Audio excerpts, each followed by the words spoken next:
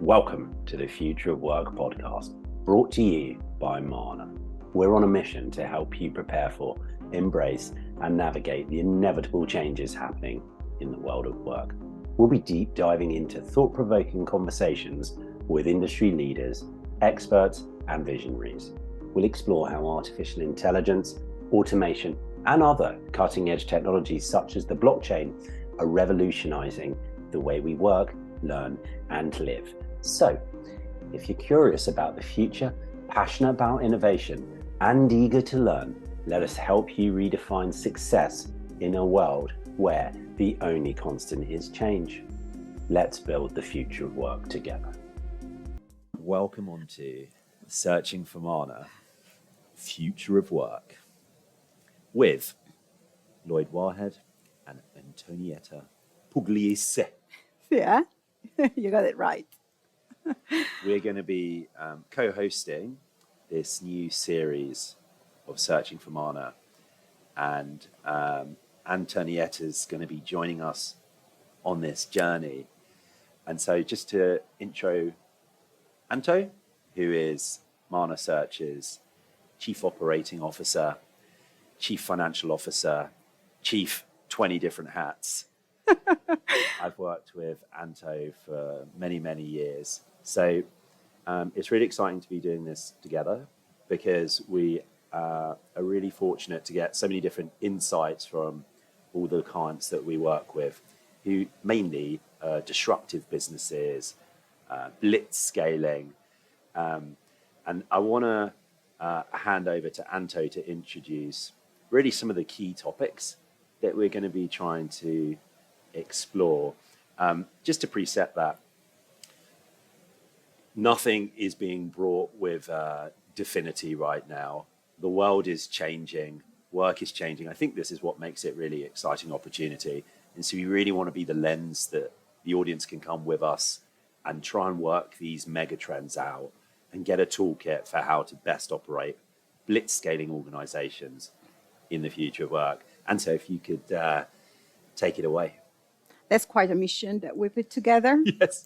But I'm quite excited about this new project because, as you said, we are fortunate because of the Searching for Mana platform that we have. We have been talking to some of the most disruptive leaders and founders, and what we've been doing at the back of it is to observe trends, interesting facts that emerge, one company after the other, and then you start putting information together, data, and you see how things are evolving. So we come out of a complicated period of time.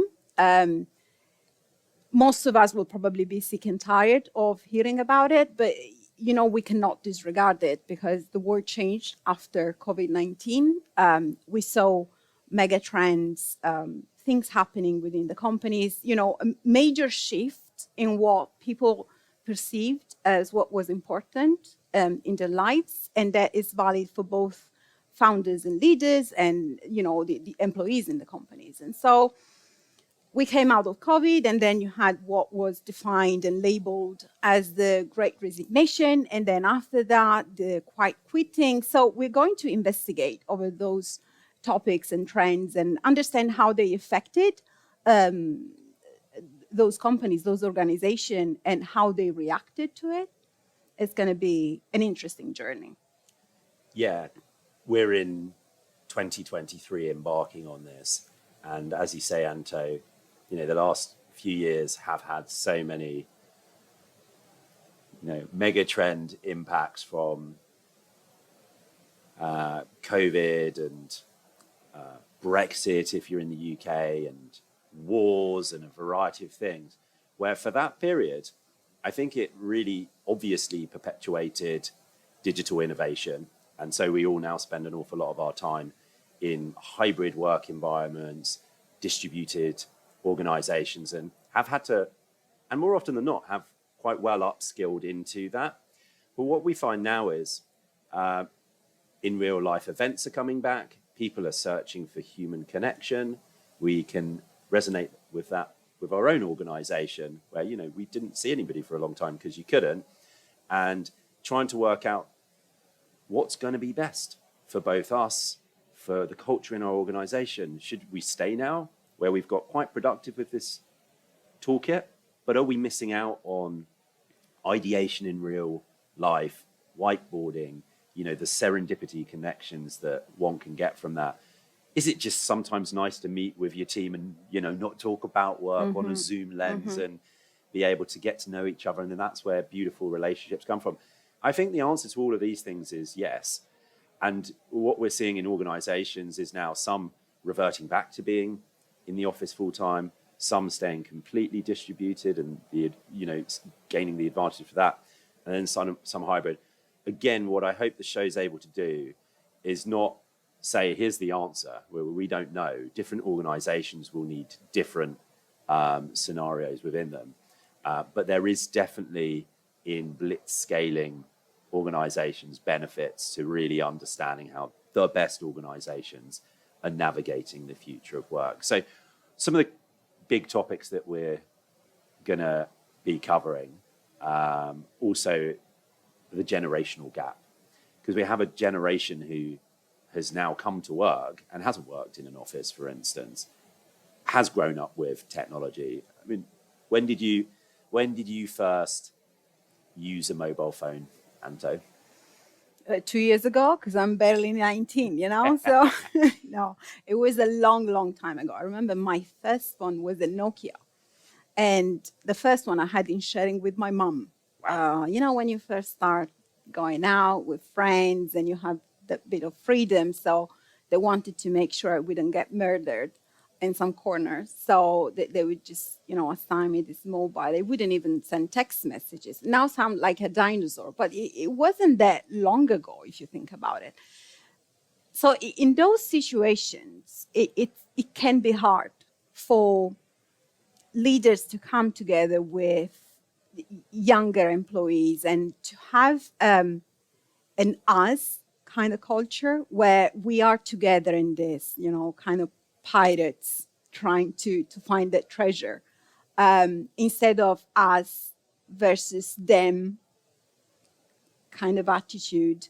What do you think's underneath that? What do you think is the differences that makes it harder for that to come together generationally?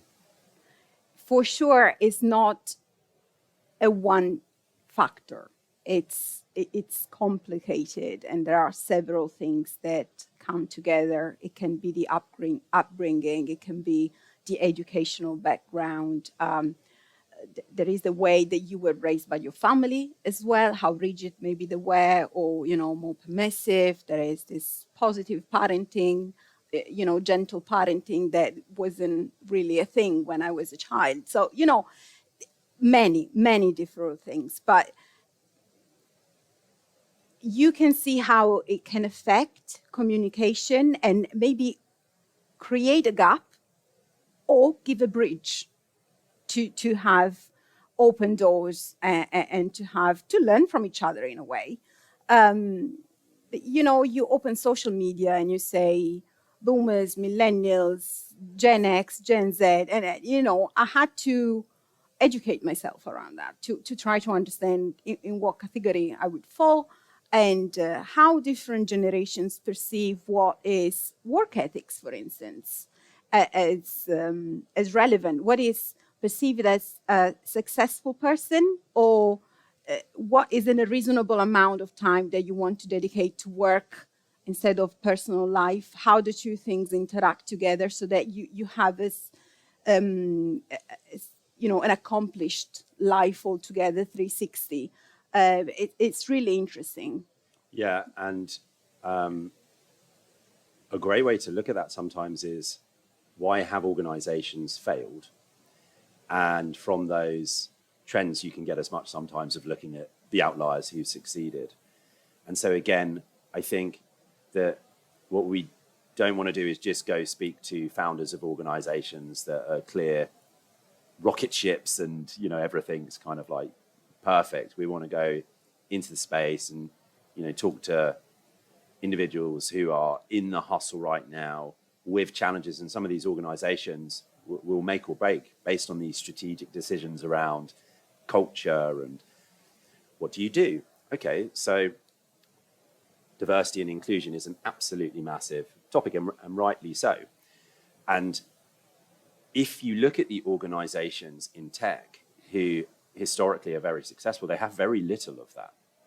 Okay, so if you're in a situation where your livelihood and your house relies on it, incredibly hard to keep cognizant of doing the right thing for the right thing's sake if you know by picking a segment of team in Silicon Valley who are all incredibly similar to you, whose work ethic, let's just say, was 7 days a week, 18 hours, eat ramen, like all the cliches of, the Facebooks that have come out of nowhere.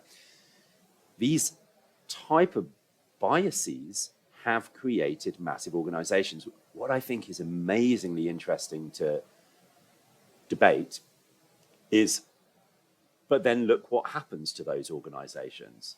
Is that an organization of value or not? Is a humongous debate. On one side, we have unquestionably benefit from connection, benefit from probably more so in the developing countries, the ability to have access to communication.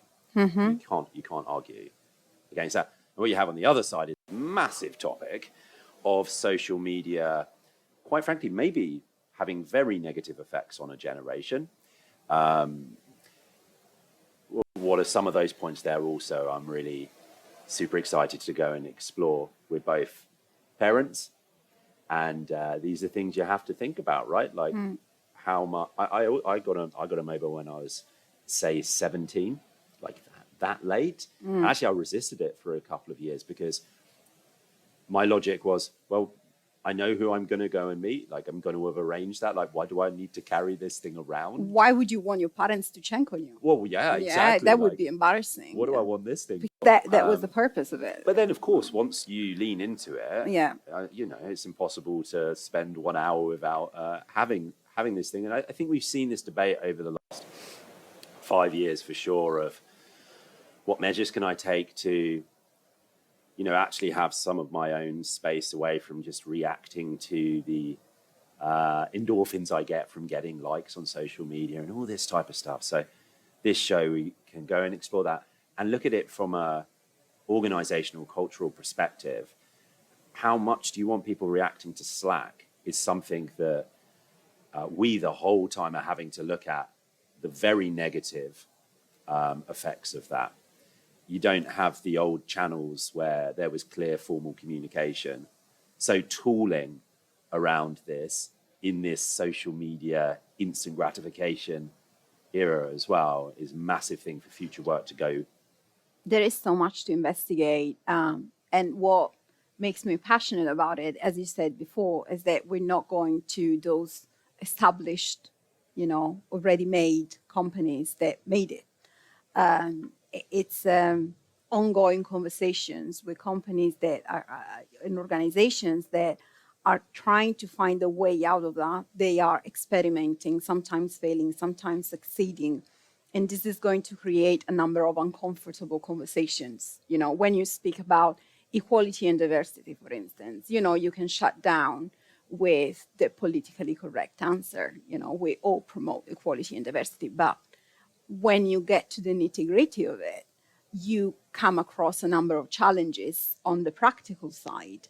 So when you're deciding for one hire or the other, if you're really committed to it, it means that you are facing some challenges and you will have to find solutions for that as they arise. So it's going to be an interesting journey on that side. And this is the space that's going to go create the solution. I think it's madness to feel like a startup whose mission is to increase the pace of foreign exchange is also going to go tackle the challenges around diversity, inclusion, and strong culture that's rewarding. It's so hard. Some do incredibly great things, but this space now, which has really been in the dark, probably behind human resources, now is you're starting to see a huge amount of capital flowing into it, and rightly so. And over the next decade, it would be amazing to see this space be able to support these high growth founders, focus on what they need to focus on, and give them the toolkit. Some of the things that we also want to cover is this distributed workforce now. We talk about tooling, and that means that people are Zoom, but that brings huge opportunity as well. So what like are we seeing there? We're seeing regulatory and compliant considerations of employing people in different territories, for instance. Yeah, visas, tools, platforms that have been created to allow companies to scale and to grow fast and to hire the greatest talent everywhere in the world. And so supplying for that demand of being that freedom on the employee side, or being anywhere in the world, enjoying your family, but still having that great job opportunity, that dream job that you would, work at night to complete that project. So, there is so much, but then it goes into the practicalities of how do you make this happen and what makes a platform better than the other one. How do you protect and build a culture that is strong? We hear a lot of, this is a strong culture, this is a winning culture, that's a toxic culture. There is a lot of labeling around companies and culture. What does that even mean? What is it, the company culture? Who sets the culture? And what is the difference between the company culture and the company's values? And do they need to kind of conflict to each other to grow and give space around that? Or is a value something that the leadership is supposed to set against the culture that is something that you're forming on a day-to-day basis? And I think with this investigation and dialogues and chats with founders, we'll find it really interesting, that side of things as well. Yeah, I can't wait on this topic to bring together what I think stimulates the most informed thinking, which is we'll go and get leading academics who have studied culture and bring them into the platform. We'll bring, as we said, founders and leaders who are, in the field right now navigating this. But also we can bring seasoned founders who can tell the war stories of how, they learned and the things that weren't really well for their culture and organization. Because I think that's the zone where future of work is going to be got right. Government, education, commerce, stimulate the conversation, because much of it, as you say, isn't what you might obviously think it is around culture. Culture is such a soft thing. It involves legislation. And I think it also will be super useful to think, at what point does the founder set the values? Most people know that values are not words on a wall. Values need to be actions that will be taken for that culture actually to be strong. Is that the same when a business is in its formative years to when it's 5 years through? No, these tend to change, but certain things tend to stay. Famously, Jeff Bezos's Amazon, 10 values, which are unbelievable, are pretty much exactly the same as on day one. But that's why, because he was true himself. So, there is this challenge of saying the right thing at the right time, but maybe it doesn't 100% reflect who the leader of that company is. So does that impact the long-term success of that organization? I believe it does. Yeah, and he's super interesting in the fact that he had a very successful career in a really well-managed hedge fund before then becoming a founder. Mm-hmm. And certainly much of the last 10 years has been, if you read the press, your Wired's or TechCrunch or quite frankly, just what's delivered to you on social media, I think a generation expects to, quit university or immediately go into set up a company and become some, massive unicorn. And that can happen. It depends, what's underneath the surface in terms of outlier skill set, particularly when it leans towards very, very deep tech. Mm-hmm. So you're a PhD candidate who has IP on a particular deep tech and you spin it out of the university. Okay, well, you might then stand a good chance for that to go somewhere. But how much you know about managing an organization is going to be a 10-year smashing through glass experience. And so I think that is probably why Jeff was able to come incredibly well thought through from a really unbelievable organization. And then that did stay. And so that is obviously beneficial. But what we can also look at is, well, that's not the scenario. Some people do want to get going and could be incredibly successful, particularly in space like Web3, where it's so nascent. But then what would you be advised to do is probably bring on the right type of advisors, get the right type of mentors. And again, really excited to see the future of work starting to bring tooling in for mentorship and all of this type of stuff. So we can go seek that toolkit as well for the audience. Can't wait. Already, that's super exciting to think through what we're going to be covering, Anto. We haven't on our other show really gone anywhere near this. We've tried to stay pretty true to what that show is focused on. But, you know, we do have this platform where we are supporting many, many companies with building their cultures. And to get going now and being able to talk to that and provide that value to the audience with you, I cannot wait. Oh, me too. I'm really excited and can't wait to get started on this journey. I'm hoping that our audience will follow us, will help us be this big success, and let's get started. Thank you for joining us on this episode of the Future of Work podcast. We hope you've enjoyed it.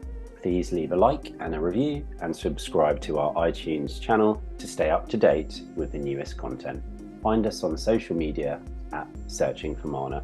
Tell us who you want next on the show. Thanks again, and see you next time.